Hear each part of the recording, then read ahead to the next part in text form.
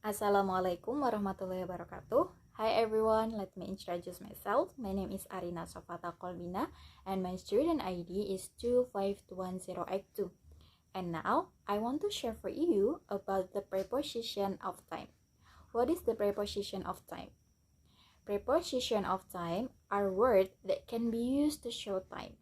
Jadi, preposition of time ini adalah kata-kata yang dapat digunakan untuk menunjukkan waktu.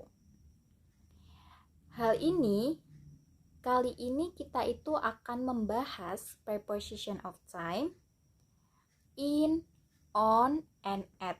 Jadi ada 3 ya. Yang pertama akan kita bahas adalah in.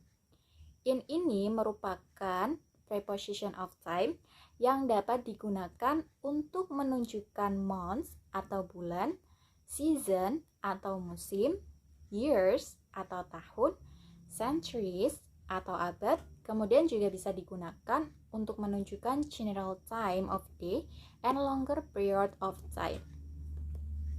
For example, kita mau menunjukkan bulan, kita bisa menerapkan in untuk menunjukkan bulan. Contohnya, in May. Another example ada in winter sebagai penunjuk season atau musim. Kemudian ada lagi contoh lain in 1950, kemudian ada in the 1970s, and the last one ada in the morning. Itu bisa menerapkan in di dalam kata-kata tersebut. And the next one is on. On ini adalah preposition of time yang dapat digunakan untuk menunjukkan days of the week, days plus part of day, kemudian specific dates, and special day. Nah, contohnya yang pertama, misal kita mau menunjukkan days of the week ya, days of the week. Contohnya on Thursday. Another example on the 1st of January, kemudian ada on January 20th. Kemudian untuk menunjukkan special day kita bisa menerapkan dalam on my birthday, kemudian on Saturday night. Seperti itu. And the last one adalah at.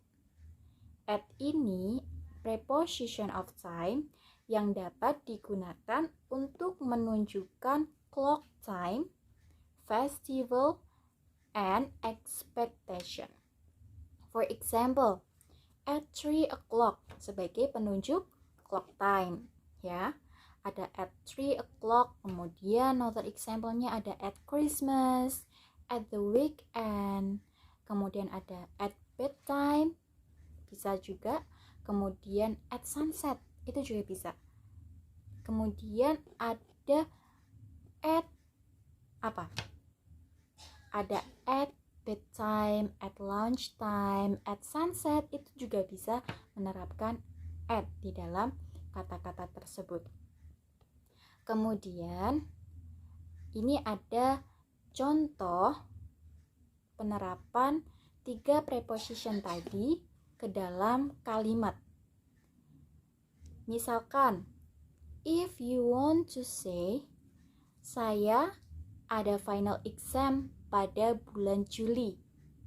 Di sini, untuk menunjukkan bulan, kita bisa menerapkan in.